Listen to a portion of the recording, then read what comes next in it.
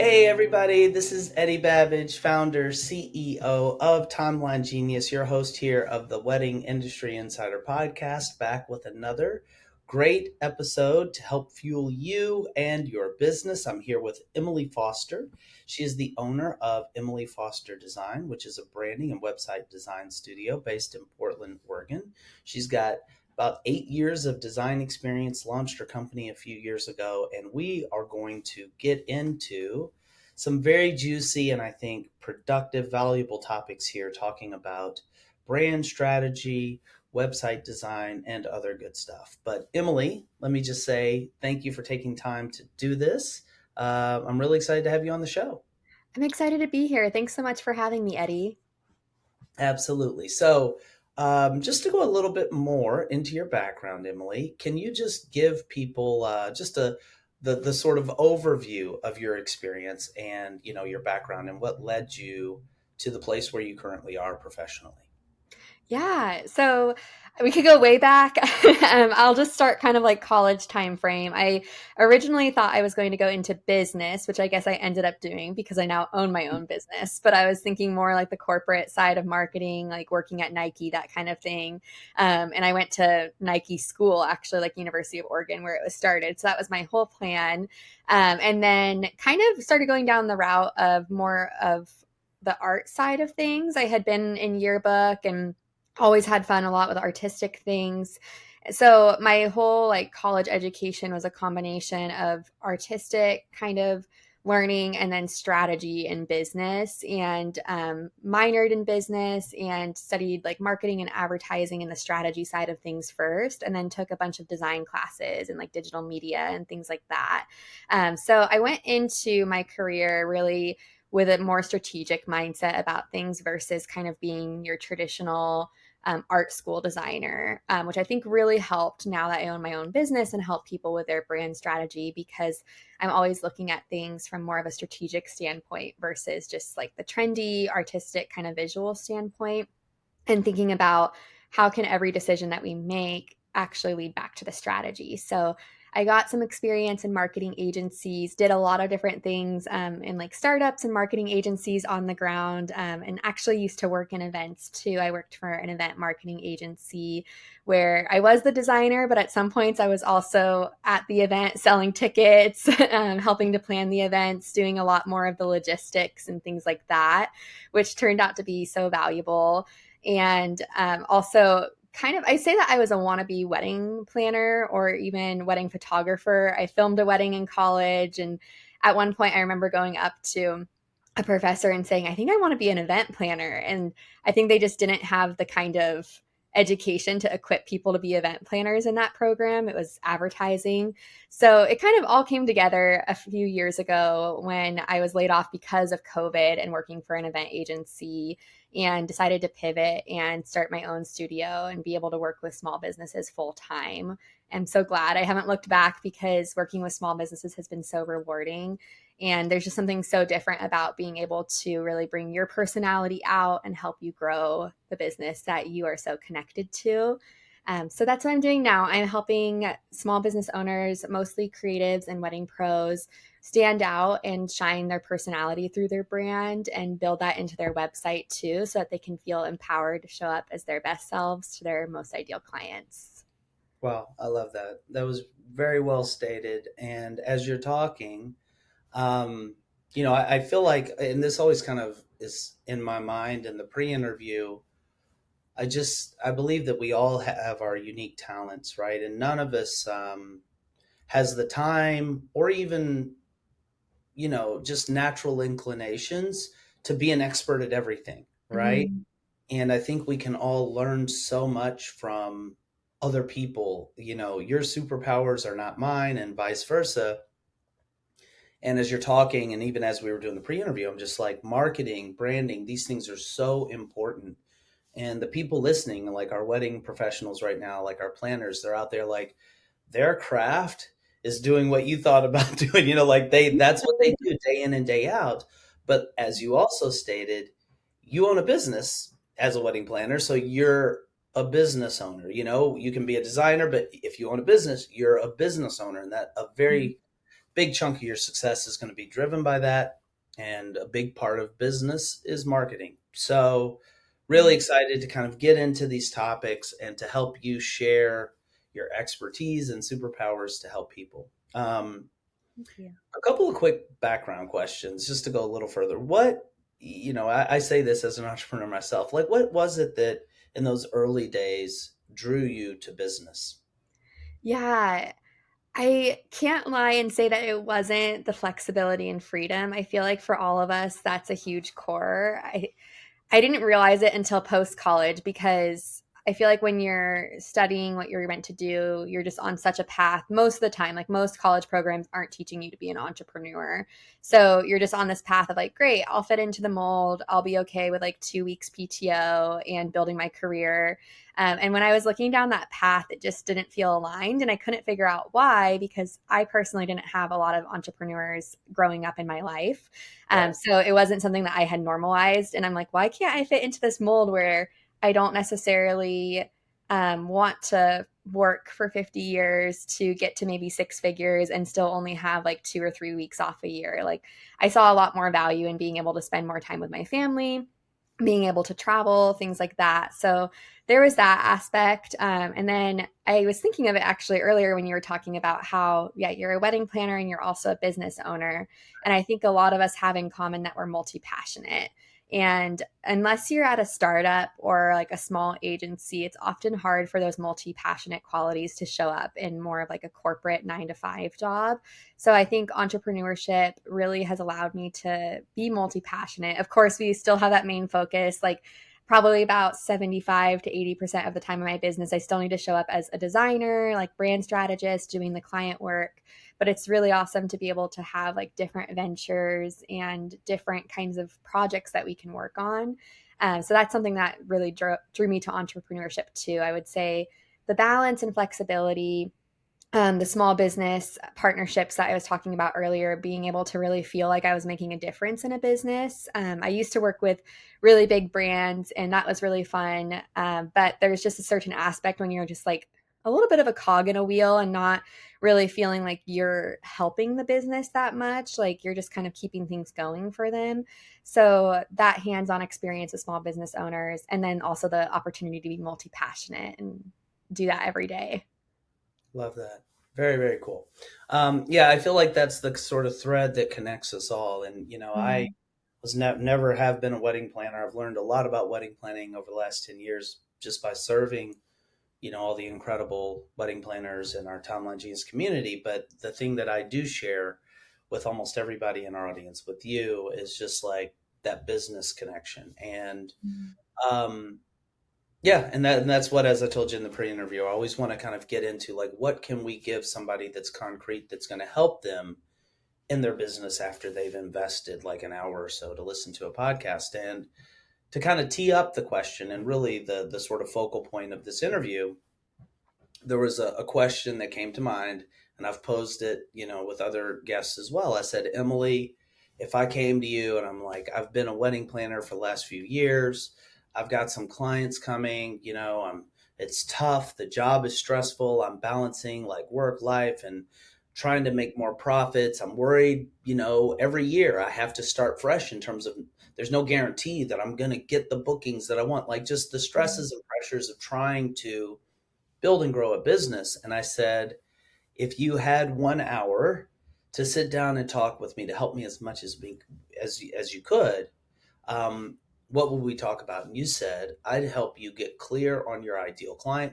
and we'd segue from there into brand strategy. So let's start to unpack that a little bit. Talk Yeah. to me about what is an ideal client? Why is it important? Let's start with those two questions. What is an ideal client, and why is it so important to you? Yeah, an ideal client, I feel like there's just a few different definitions. And I think people make the mistake of only kind of latching onto one. I actually had a call with a wedding photographer a little while back, and she's like, well, I know who my ideal client is. Like, it's this type of wedding, and they're willing to pay this much. And I'm like, that it's not that simple. So that is a huge part. of finding your ideal client is making sure they're the sector of the market that will actually pay you for the quality of your work. But I like to say it's the person that you most align with and that you want to work with every single day. So if you think of the most favorite client that you've had in the past, or there's maybe an inquiry that you've had and you're like, oh, I would have loved to work with them, that's perfect. It would be having that person over and over again, because What a great in definition. reality, we'll still have, there will be little blips. Like even when you're attracting your most ideal client all the time, you'll still sometimes attract someone who maybe isn't the greatest fit for a different reason. But in a perfect world, we would just be working with our ideal client all the time. And it would be that person who really gives you joy in your business and reminds you, like, this is why you're doing it. Because I would say, one, they're paying you what you're worth. And let's take a step back, not what you're worth, what your services are worth, because you're Right. worth like millions of dollars. So, um, they're paying what your services are worth and like the quality of that.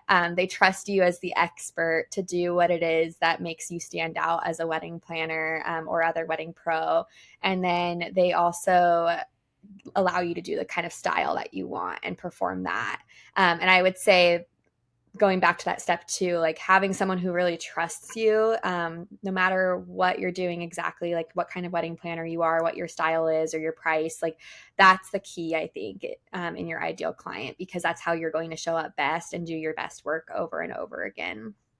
I like that definition, Emily, because it's a very sort of high level or just kind of pierces right to the core because it subsumes all the other stuff, right? Like the person Mm-hmm. that you really want to work with, like that means that they're paying you, for the value of your services, right? Otherwise, you wouldn't have to.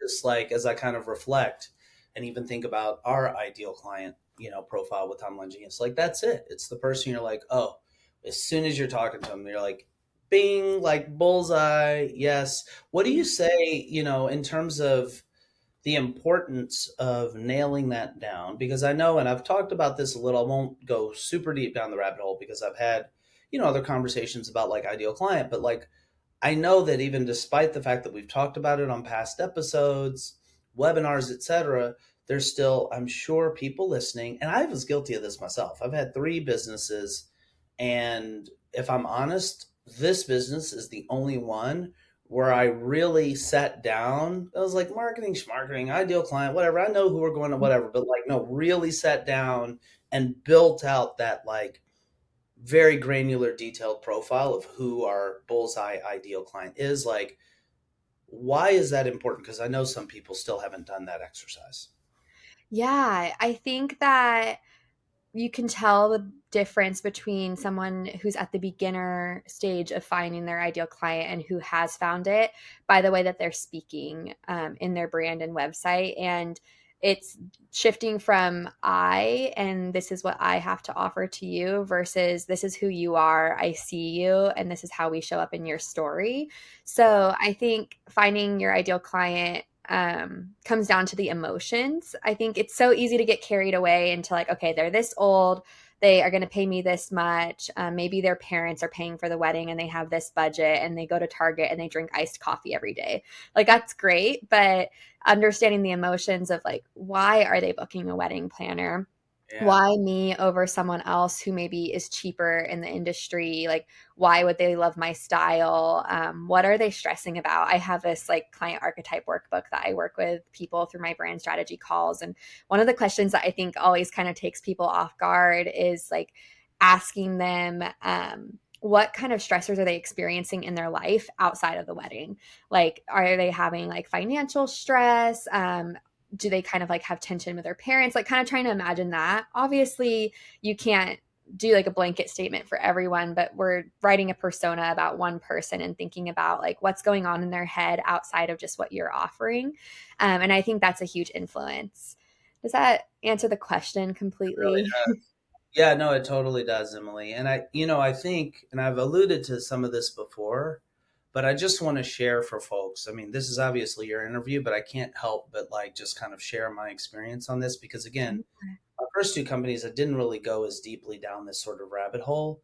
For this one, we have named our avatar Windy Wedding Planner, right? And it's I love Timeline that. Genius. We have our, wedding day timeline software. I'll speak a little bit more to that. But this is just completely for the benefit of anybody listening. You're running your business, and to frame the importance of what you're talking about here, Emily. So, Timeline Genius, we have venues that use our software, we have event planners, we have photographers. And when we first launched, it's like, wow, it's not even just weddings. Some people are using it for corporate events.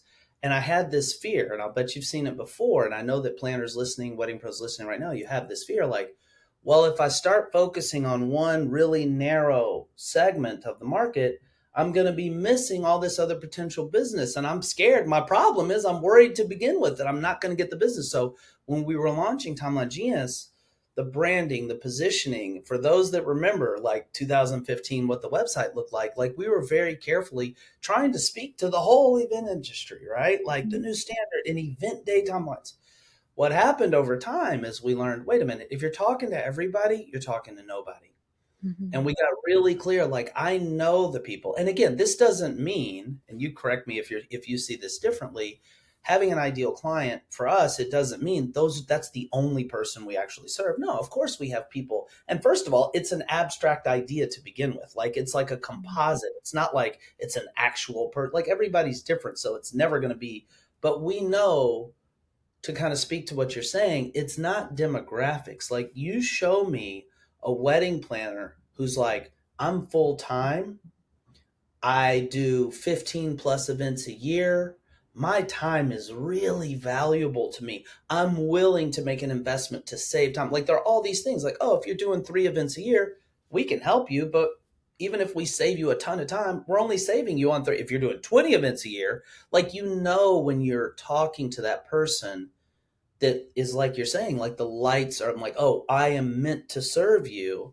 Mhm. And yeah, having the courage for us, again, just kind of sharing my experience for those that might help, having the courage to say, no, that's who we're for. And if you read our website now, and it takes courage because you're worried, like, well, what about all the venues and the photographers that we do serve very willingly and gratefully? It's like they love it, but the branding on the website is all about Wendy Wedding Planner, right? Yeah. And leaning in on that took some courage, but wow, is it really helpful? Again, just speaking from my experience, now you're talking directly to somebody. When they show up on your website, their shoulders can relax and say, ah, this is for me.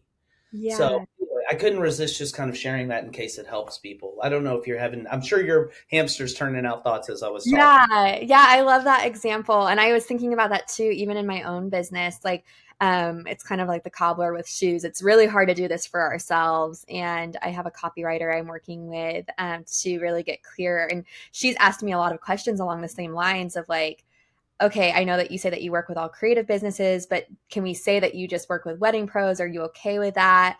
So Yeah. that's an example of like where I have to get more specific of like, yeah, I would love to help everyone and I can with my services. Both like the strategy, branding, and website design support a lot of different business owners. I usually say creative service providers, but if I'm just saying creative service providers, that's not really speaking to Yeah. anyone. Like no one walks up to you at a networking event and is like, hi, I'm Emily. I'm a creative service Yeah. provider. Exactly.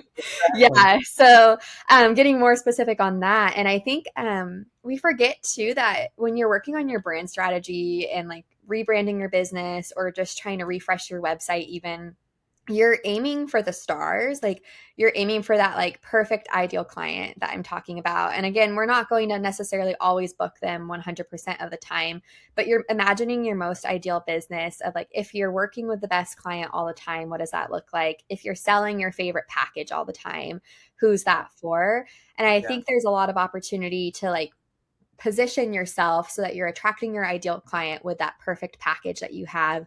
And then maybe your lower offers or like some other type of offer attract someone who's like halfway there. Like a good example is let's say that full service planning is what you want to sell. And so you're really trying to attract people who are just stressed out. They don't want to touch anything of the wedding. They really don't want to do anything besides maybe have to like sign some vendor contracts or something. And they're really more interested in just the aesthetics, giving their input maybe to mood boards, but they don't want to know any of the details. And maybe their budget is like at least $10,000 for the wedding planner. So you will still attract people who maybe don't have that $10,000 budget and who want to book your partial planning, or if you still do like day of coordination. But it doesn't mean that those people aren't aligned with that ideal client. They maybe just don't have the budget, or maybe they have a little bit more investment in the wedding and like really want to be a little bit more involved. So you can still talk to that person that you want to attract most of the time. And then I think it'll trickle down into people who have a similar mindset, but maybe they're just not fully there in the client journey yet. I love that, Emily. And so once you get this ideal client nailed down and you're bought into this idea that, as they say, niche down till it hurts. Like Yeah. you've got really specific on who, there's a really quick anecdote. Like I remember going to the store. I was having like a neck pain or something. And there was a product and it had the red spot, like a picture of kind of like a human, like with like the red spot right where my neck was hurting. I'm like, that's the product I need, not a general pain reliever. I was like, that's for me, right? Like, Yeah. you don't want just an insecticide. If you have ants, you want like ant raid, right? As a wedding planner, you know how important it is to create detailed wedding day timelines for your events. But creating your timelines can be a tedious and time-consuming job. Until now. Because Timeline Genius lets you create beautiful, detailed wedding day timelines with ease. And it keeps everything you need on the wedding day in one central place. Here's how it works. First, Timeline Genius saves all your clients, vendors, and venues in your Rolodex, so you don't lose time looking for their information. And when you're ready to create a new timeline, you simply enter the key information for your wedding. Click a button, and voila! Timeline Genius magically gives you a customized timeline for your event, where all the details are laid out and the times are calculated for you.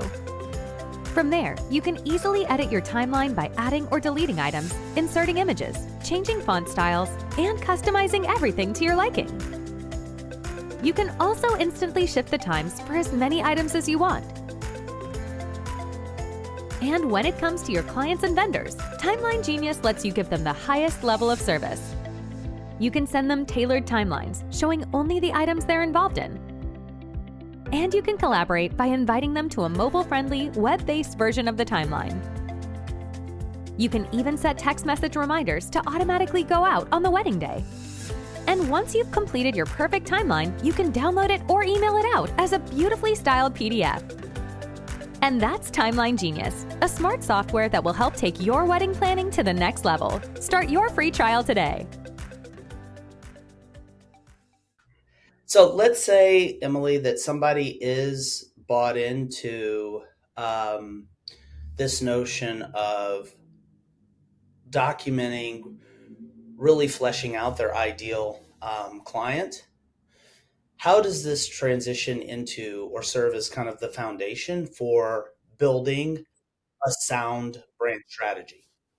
Yeah. So I loved the example that you had of the neck pain thing, because one thing I wanted to mention was how brand strategy is basically building a story. So you're talking about like storytelling and the way that you're going to communicate to your audience, not through necessarily marketing strategy yet. Like we're not talking, okay, I'm going to show up on TikTok and I'm going to write these kinds of captions, but we're talking about your brand voice and then your branding design of how you're going, like what you're going to say to your ideal clients, and then how you're going to show up visually and what that voice for your brand is going to be. So that's a key part of figuring out the ideal client kind of early in the brand strategy process is like, okay, now how do we position you? There's a lot of elements in brand strategy, such as like market positioning. There's also brand archetypes, which are super fun, which is like your brand's personality, and thinking about less so the client now, but you're thinking about your own business of like, okay, what is my brand's personality? How do I communicate? What kind of value can I add to the ideal client? And then bringing that all together in a storytelling way of I'm here as kind of the guide to help this person solve this problem. So I was mentioning something about like your neck pain because there's a book called Building a Story Brand by Donald Miller, if you've heard of it. Yeah, it's like go to. I feel like it's like mentioning. It's like maybe this is sacrilegious, but it's like the Bible of brand strategy. So if you've talked about brand strategy, you've probably heard of it. But that neck pain example is a perfect example of what he talks about in the book. And I mentioned this a little bit earlier too. Like, you can tell when someone's worked through their ideal client because they're no longer talking about themselves. They're instead talking more about the ideal client, like on their website and in all of their communications. And that's really what he says is your brand's not about you. It's about the ideal client. And you're just the guide helping the hero, which is your client, get to an end goal. So we have to figure out who the client is, obviously, which is your ideal client or like your client archetype. And then we have to figure out what your brand's personality is and how you're showing up in the story, like how you're going to catch their eye and what that pain point is that you need to help them kind of get over. So he talks a lot about like Harry Potter, Star Wars, all of these stories that we know and love, and how there's a guide, like let's say Hagrid in Harry Potter. He's not a huge part of the story, actually. It's about Harry, but Hagrid's helping him get to that end goal so that they can get to the end of the story. And basically Harry has a problem that he needs to overcome, and that's your client. They have a problem that they need to overcome. That's their pain point. And the solution is your value that you're bringing to the table. And it's not all of the gritty nitty details of like, I offer these 20 things as part of this package and you can pay me $7,200 for these things. But that's where we get into the feeling of that solution that you're offering of like, you're going to feel so relaxed. Your pain point is that you have no idea how to plan a wedding. That's totally normal because you've never done this before. And I've done this a million times. So I'm going to guide you through this process, and I'm going to help you just like take a deep breath and enjoy the wedding day and be present because you don't have to see anything behind the scenes. So it's getting them to that end point. That's kind of a complicated way of saying that's brand strategy. There's all of these different puzzle pieces to put together this story that becomes your brand strategy. I love that. And I absolutely love that book. It blew my mind. Anybody that hasn't read it, go get it. Donald Miller. Yeah, he's really like, I think he had just a way of simplifying it, and kind of, there are definitely aha moments just as I was reading that. So what are the benefits, Emily, of getting it right when it comes to brand strategy? Say I'm a wedding planner and I've gotten my brand strategy right. Like, what are the benefits? Yeah, I would say the biggest one is you're no longer throwing spaghetti at the wall. Like, a lot of people make the mistake of wanting to start with their marketing strategy because that's what you hear the most of like, okay, I need to post this. I need to write this blog Yeah, post. I need to make my website look nice. But it really comes down to your brand strategy first. You're just going to kind of be fumbling and trying different things like following trends, following what this one coach says, but then this other coach says something different. So when you're clear on your brand strategy and you have that established, it takes out a lot of the guesswork. I would say that's the biggest thing. The next thing is, again, understanding your ideal client. It's not even about your marketing at that point, but even just the way that you show up in like your sales calls throughout the client process, like understanding what it is that you need to do and how you need to participate in the interaction to really get to the end goal and be the best business owner that you can be and the best support system to your client. I love that. Yeah, and it really does. I think you kind of yeah, it's almost I feel like just experientially because I've been on both sides of the line where like I didn't feel like we had, and I don't want to come off like, oh, we've nailed it 100% A plus. Like branding is admittedly not my superpower, but it's something that if you're in business you have to learn something about, because you're going to have a brand regardless of whether or not you're intentionally fashioning it. Like Yeah. you're going to have a perception of who and Mic what. drop there. Yeah, no doubt. Yeah. Um, but yeah, it just for me it kind of feels like when you get it right, you're kind of swimming with the current rather than swimming against it. So I think most people listening, Emily, will say, yeah, like obviously, yeah, branding's important. Having brand strategy and getting that right is valuable.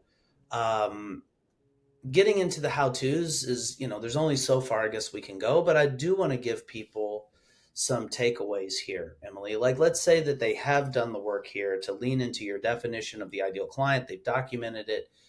what do they do now? Like they could just be like, look, I'm a wedding planner. Like, I mean, I know branding is important, but I don't even know which way's up in terms of how to craft and implement the right brand strategy. What should they do, Emily?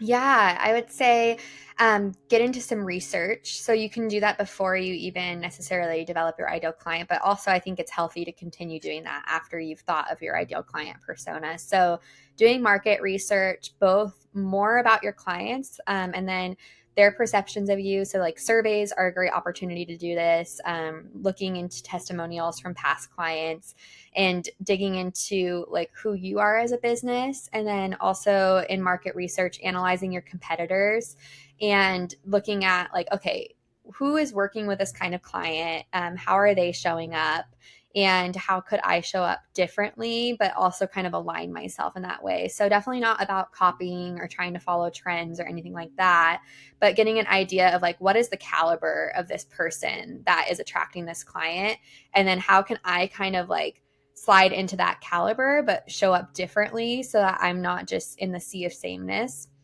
So that's a big part that you would want to kind of start exploring next. And that includes so much work, from your branding design, like how you can aesthetically be different, to the way that your brand voice is showing up like on your website and everything. And then also a huge part is your packages, like the way that you're positioning your packages, your actual pricing. I think we forget that pricing is such a big part of your marketing and actually your brand strategy too, like the way that you're showing up. So you can get strategic there too. And again, not copying or following trends. So you don't have to like adjust your pricing just because this person works with that same kind of client and their price is like 8,000. So you have to charge 8,000. But think about like, what is the value there that your ideal client is needing? And also like your local market. Localness is obviously such a huge factor for most wedding planners. Even destination wedding planners usually still kind of have an area, I noticed, that they're typically planning weddings in. So getting clear of like what the expectations are there. So I would say market research, market positioning, in terms of your packages and your competitors. And then also you could get even more deep with it, depending on how deep you feel like you need to go to like really clarify. The end goal is to have your brand voice at the end of this and the story that you're telling to your clients. So you can always refine and hone in more. I wouldn't necessarily tell you to get so in the weeds with like a SWOT analysis and competitor analysis and all of that. But as far as you need to in order to get that clearness so that you're no longer throwing that spaghetti at the wall. I'd love to get that's really cool and helpful, Emily. I'd love to get your 2 cents on something that when we were kind of revisiting our brand, a few years ago with Timeline Genius, something that we kind of ran into just practically and philosophically. Mm-hmm. Um, we hear so many people say, and I love this sort of line of thought, that everybody's an individual. There never has been, never will be another me, right? Yeah.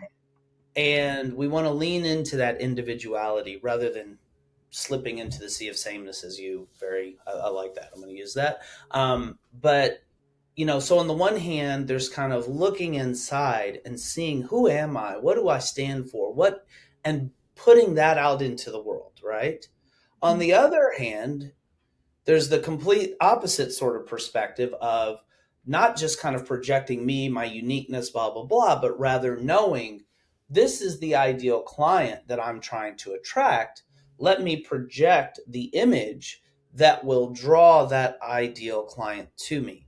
Like, how do you kind of reconcile those two sort of potentially conflicting? Or maybe the answer is they should be completely in alignment. I don't know, but they're not always completely in alignment for people. I don't know. Like, what's your sort of thinking as you craft brand strategy, leaning into like who you are and your individuality versus projecting what you know will attract your ideal client? Yeah, I think I also want to add side note. I heard Sea of Sameness a long time ago, but I was reminded about it from a podcast episode I was listening to of Heidi Thompson's. So I Totally. don't know. She reminded me. I feel like I should give her some credit because I hadn't heard it in a while, and Well, now good things come from Heidi. yeah, it's We been on my mind. But I think that leaning into who you are as an individual and then attracting your ideal client, and like putting off that persona that you know that they need to hear in order to feel comfortable investing, I think it comes back to your ideal client and making sure that they are the kind of person that aligns with you and your unique personality to a certain extent. So another part of like figuring out your brand personality and client archetype is digging into what your special sauce is, what makes you stand out, and then figuring out like what kind of client appreciates that and how can I attract that client. So I think you don't necessarily have to figure out how to align them perfectly. I think it's almost like figuring out where in the market is that person and then like how can I align with them, and within reason. Like obviously you can get really specific with your personality and your uniqueness. Like maybe you love, I don't know, like knitting cat sweaters or something. You're not going to necessarily find an ideal client that like wants a wedding planner that like knits cat sweaters. So like it's not finding someone who like loves every single detail about you, but it's figuring out like what is my vibe and the personality that I'm putting out there, and then how can that help them feel even better about investing in wedding planning. And then kind of taking away like all of the fluff and on your website like bringing out that part of your personality. So I would say like figuring out like what's special about you and then how to attract your ideal client with that, if that makes sense. Like it's very intricate, and I know it changes like when you're working on your copywriting and your branding. Like it can take a while like to basically like from sentence to sentence or from like every aspect of your branding design to really think back to the ideal client. But it's kind of a process you have to go through. Yeah. Yeah, it really does all kind of stem from what we're saying there, that knowing like having the, taking the time, putting in the time and energy and having the courage to say, no, this is who I'm for. And just knowing there's so many people in the world now that even if you're niched down till it hurts, there's still going to be a lot of people that fit that really tightly defined niche. So there's one, and I remember this from Donald Miller's book. There's one really concrete thing that people can do that will start reaping, like letting them reap the benefits of having the right brand strategy. We did it with Timeline Genius. I'm going to segue into that in a moment. But first, I want to do just a quick aside, as I tend to do in these interviews, just to talk to our ideal client from Timeline Genius. I just want to tell people here, if you're a wedding planner and you're, doing wedding day timelines and you find them to be a tedious, time consuming process, if you've ever wished for a better, faster, easier way to do your timelines, please take a look at Timeline Genius. It really is an amazing tool, the best tool in the world. I say that very just humbly and objectively, just based on all of the users that we have now, the amazing planners that use our software and vendors. But again, we're leaning in here too. This is a topic about ideal client. Like I know who our ideal client is. If you're, serious about your business, you're doing 15 plus weddings a year, you're going to do backflips and come hug me when you get set up on Timeline Genius. So just go to timelinegenius.com, watch the teaser video there on the homepage, do a free trial. We are so fanatical about customer support, and it literally does like we've spent 10 years building this AI just for wedding day timelines. So you can put in the religious tradition, the ceremony time, travel times, and it generates instantly this detailed, tailor-made template for your wedding. You can shift 50 items 10 minutes ahead. You can collaborate, set text reminders. It's really, really amazing. So timelinegenius.com, check it out, start a free trial. So with that, Emily, I kind of teased a very concrete thing that Donald Miller talks about that we did, and that is creating your website. Mm-hmm. Once you are creating, but getting your website right. And you can only, I think, do that when you have your ideal client. So with the time we have left, I want to segue into the X's and O's of creating a great website. I know you have a freebie that we're going to give away, but also just talk to me about like, okay, so we did what you said, Emily, we got our ideal client. We've done this customer research. We know who we're serving, the right language to use.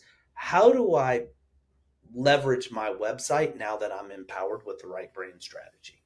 Yeah, I like to say that there's 5 pillars of a successful website, and it starts with a brand strategy. So now that we have that done, that's great. And then we have copywriting, and then branding design. It depends on how you work in order, but branding design and copywriting usually come into place like around the same time, like establishing your brand voice and your brand visuals around the same time, and then content and SEO. And those all, believe it or not, come back to your brand strategy too. So content is like your images, anything that's not your copywriting on your website, like imagery, blogging. People often think blogging is your copywriting, but it's more content writing. And then your SEO, even though it's very technical, that still comes back to your brand strategy too. So looking at those four next pillars, you can't do branding design without brand strategy. And that's kind of the hill that I'll die on. There's a lot of designers out there like kind of saying that you can, and that's like maybe my unpopular opinion, but you really need brand strategy. If you are going to just start with your logos, again, you're just throwing spaghetti at a wall. And I think you're going to start blending in with the rest of the people around you.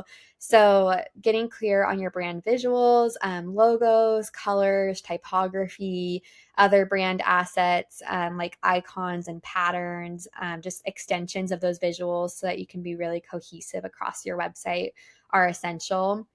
And then also the other ways that you're showing up outside of your website, like maybe it's like Canva templates, your welcome guide, client gifts, things like that, making sure that every single touch point of your brand goes back to that brand strategy of how you want to make your ideal client feel. So we're thinking about mostly on your website how we're going to be speaking with your future ideal client, right? Like how you're going to attract that person. But then I also like to ask during the brand strategy process of like, how do you want your client to feel at the end of working with you too? Because we want to make sure that that kind of experience is expressed throughout your branding design of making sure, like I use an example of like, what would your perfect testimonial sound like other than them saying like, oh, they did a great job, like we're so happy with our wedding, like what kind of special sentence would make you different from a competitor of yours? And you really want to hear that in your testimonial because it matters to you that your clients are getting that experience. So that's something that I think about too in the branding design process. And then the copywriting process sometimes comes simultaneously. I always recommend also working with a professional copywriter if possible. But I also have like a copy guide that I'll walk my clients through if they are DIYing their copy. And we'll talk about brand keywords, which aren't SEO keywords, but they're like specific wording that you're going to use in your brand. And then also voices that you'll kind of stray away from. So like keywords that you don't want to use that don't sound like your brand, and getting clear in the visuals and the voice kind of at the same time. And then content stems from that. That's like more like your marketing strategy of like, okay, based on this, the brand voice that we've established and the aesthetic, like how can we have that show up on our website? So for example, you've established your brand strategy and the design is done. So now how can we make that show up uniquely in our brand photography on our website? Or what kind of portfolio pieces do we need to pull to kind of display that feeling that we're putting across on our website? And then on the blogging side, like, okay, we understand our brand voice. So what kind of tone do blogs need to be written in? And what kind of problems are we trying to solve with these pieces of free content? And then your SEO is the last part of thinking through what kind of experience you want people to have on your website. So for when we've thought through the website design itself, how can we use that to better the SEO and help the right people to find you and get traffic that way? What's the biggest mistake you see people make in our industry, Emily, when it comes to websites? If you just had to point to a couple of just real pitfalls, you're like, there it is again, like something that just kind of just for you just strikes you as commonplace. Yeah. Big picture on the kind of strategy side of just talking about themselves too much. Technical, like things that you could fix in a minute. Having an ugly mobile site, I would say, is a big one. And having a dysfunctional contact page, like a contact form that either doesn't work well or is too long or too vague or short. And then also, this was something I didn't mention earlier, but one motivation of starting my business was that I was in the midst of wedding planning for myself. So one thing that I saw was just a lot of phone numbers and emails not being clickable. I was on so many mobile sites and just unable to reach people through their website because of those like dysfunctional contact pages. Wow. Really interesting. What's another pitfall you've seen people just kind of step in? I love that one. It's so like kind of specific and, you Yeah. know, like I'm sure somebody now is like, wait a minute, let me go check my contact page.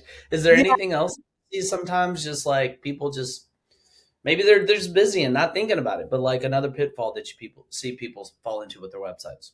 Yeah, not showing their face is one, or sometimes like not even sharing their name, especially if your agency or like your business is behind a business name. So Yeah. not like it's kind of difficult when you don't even know who you're going to be talking with on a sales call. Yeah. Um, and I think it almost sometimes gets worse. Like not to call anyone out, but like with wedding planners, I almost feel like once wedding planners start getting a team, sometimes it's even harder to tell who you're actually going to talk with because Yeah. sometimes people hide behind the team a little bit, but they're still maybe the ones doing the sales. So that is something I see a lot of, just not knowing the human behind the brand. And I think that's my biggest tip, is like showing that human. Yeah. You want people to see who you are. Obviously, you don't want to talk about yourself too much, but you definitely should talk about yourself on your website and should show up that way. So that's a pitfall. Definitely the mobile is the biggest thing. That rings out for me. I mean, yeah, when somebody signs up, and especially like as a wedding planner, it's such a direct reflection of you. Like you're Yeah. the one rendering the service. You're the person they're going to be interacting with. Sometimes, like I'll go on a site and I just want to, who is this person? Like, and yeah, that doesn't necessarily pop. Is there one more just to round it out with a trio, Emily? Is there Yeah. another sort of concrete and specific mistake that you see some people unwittingly step into, like or make? Yeah. I think not having enough quality content. The biggest side of that I see is just wedding pros not having enough content on their website. So, like, I for mean, example, I'll see a venue and like the only picture that they have maybe is just the front of the venue and there's just nothing else there. yeah, Um, and then same with copywriting too. Like, there just won't be a huge explanation of what you do and like kind of who you're for and everything. And then the other side of that is people sometimes put so much content that it's overwhelming and I can't find what I need. Like, I think a big mistake there is like wedding planners and photographers who just put all of their weddings up. Like there's like 20 galleries and there's 50 photos from each gallery. And in reality, people aren't taking that much time to look through everything most of the time. So it's better to showcase your best work. So yeah, too much not enough useful content, I guess I would say, to paraphrase that. So what do I just thinking about the copy for the moment?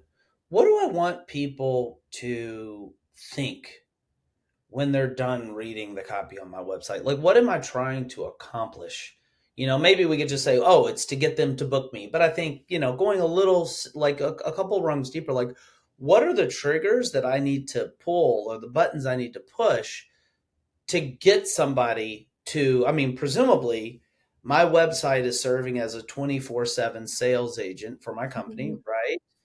Such that like, I mean, I don't expect if I'm a wedding planner, nobody's putting their billing information in online, so it's not going to complete the sale for me. So I guess kind of backing into this, practically speaking, the goal of my website is to get somebody to make that inquiry, right? Mhm. And if so, what does my copy need to do from your vantage point, Emily, in order to get accomplish that goal of getting somebody to make that inquiry? Yeah, it needs to just make that person feel like this person understands me. And I think like I'm going to be seen and safe with this person. I think that's that biggest gap between landing on your website and the sales call is they don't want to get on a sales call if they feel like they're going to be sold to, or if they feel like their time's going to be wasted, or even if they just feel like it's going to be just a bunch of information thrown at them. Like that's obviously the point of the sales call, is to give them the final information to get them to book with you. But I think a lot of clients, especially for wedding planners, they're looking for that sales call to be like a helpful, resourceful call where they Mm. feel comfortable and they understand that like you're basically their friend through the process. Well, so okay, so this is interesting, and I know a lot of planners that will say to me, and I'm sure people hearing this will be people nodding their heads. If I can just get somebody on that call, if I can get that meeting, Mhm. there's a very high likelihood of my closing, Yeah. uh, booking them as a client. I just want to highlight, and I don't know if you did this intentionally or if maybe there's more to kind of unpack here, but it's very interesting to me that you did not say the button my website needs to push in order to get the inquiry is to make them think that I'm an amazing wedding planner. I mean, maybe that just kind of goes without saying, but like, it's interesting. I feel like you jumped to this like deeper sort of interpersonal like thing. Like, Mhm. yeah, what do you think? Like, how important is it for me to convey, I'm going to be great at planning your wedding? Like, I mean, it's just, yeah, just to kind of push on that, probe on that a little bit. Yeah, I feel like this is gonna maybe sound blunt, but like if you're charging a high-end price, you don't need to tell people that you're an amazing wedding planner. Like if your work shows it on your website and people are finding you maybe through word of mouth or through SEO or something, your branding and your work will already speak to the fact that you're an amazing wedding planner. Okay. All right. Yeah. So I asked you specifically about the copy, Yeah. and you're saying the copy serves one, but the images and other sort of like, yeah, the content, like more broadly speaking, which is like images, video, whatever, those things need to do that Donald Miller sort of aspirational, like you're showing the images that are evoking, like, this is what I want my wedding to be. And Yeah. this person, she or he is amazing. Is that kind of the Yeah, distinction? definitely. Yeah, and I think also it varies by your ideal client too, right? Like, so kind of going back, I know not everyone listening is necessarily charging high-end prices. And when I say high-end, I'm thinking like you're doing like percentage pricing or maybe your full service starts at 10,000 or something like that. But especially if you're in that market, part of your ideal client persona is most likely they're looking at a bunch of amazing wedding planners. They don't need to be proven that you are amazing at what you do. They know it when they reach out. Like they're already looking for that caliber. So they don't need you to remind them like I'm an amazing wedding planner. That's like where you need to kind of pivot and say this is how I stand out from the other amazing wedding planners. Like you've seen my work. It's already like a no-brainer that I can do the job, but how I do it is how I'm going to be different than the other people that you're looking at. Wow. Really, really interesting.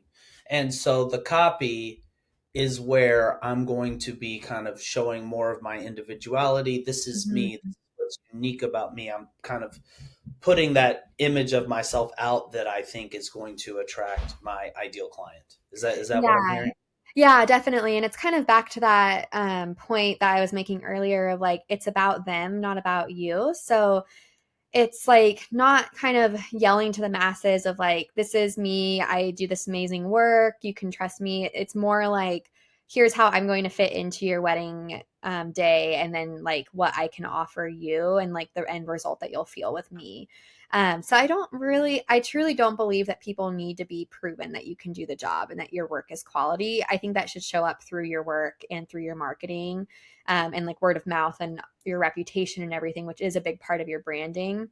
But I think the key is to really talk about like how you stand out in terms of the approach that you take to your work and what you can offer them because you're not just checking a box. And I think the end goal, like you were saying, is to get them on a sales call and they like everyone can kind of get people on a sales call, I think, by showing that they have good work. But then it's kind of like you want them to think in the back of their mind, okay, this person is different than those other two people that I also booked calls with because they see me.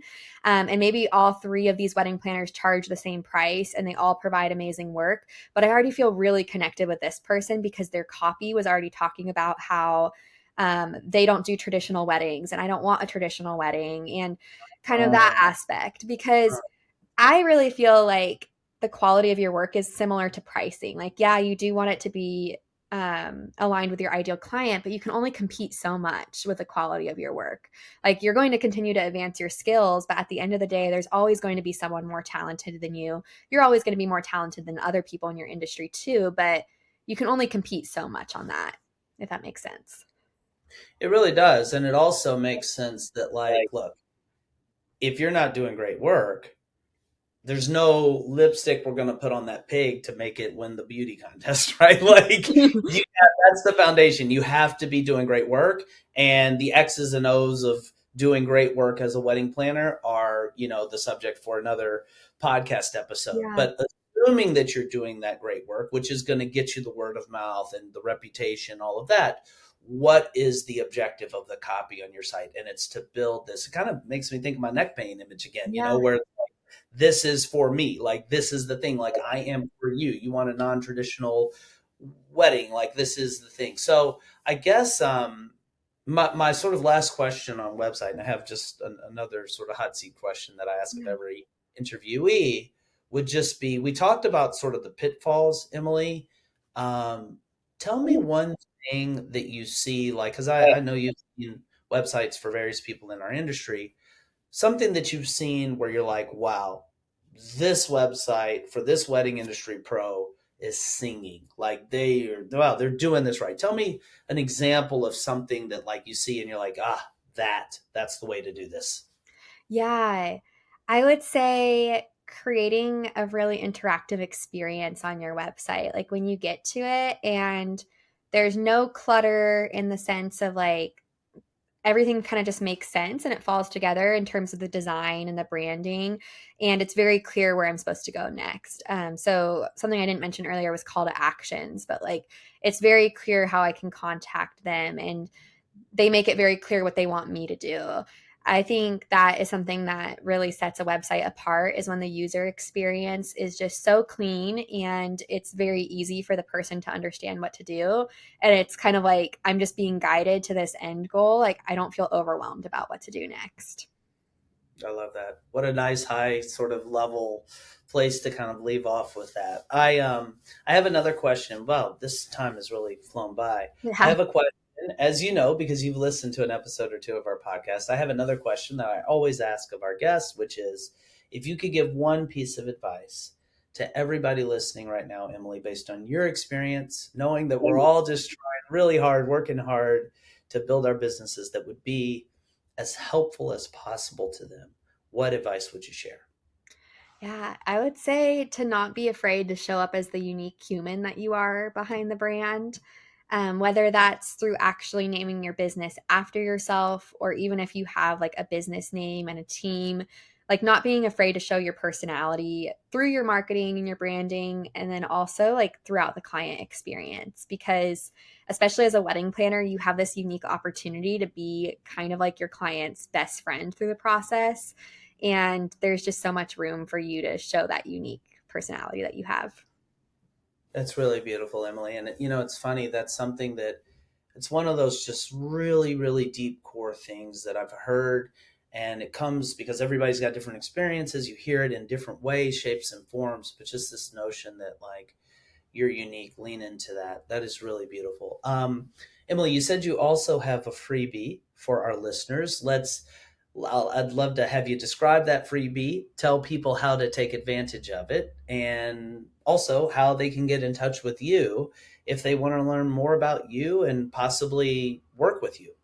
Yeah. So I know we didn't get into so much nitty gritty, but this freebie hopefully will help you some more with that. If you go to emilyfostercreative.com/elevated website checklist, I can give you the link. I have a 20 action item checklist to help you think both big picture and then action items on your website.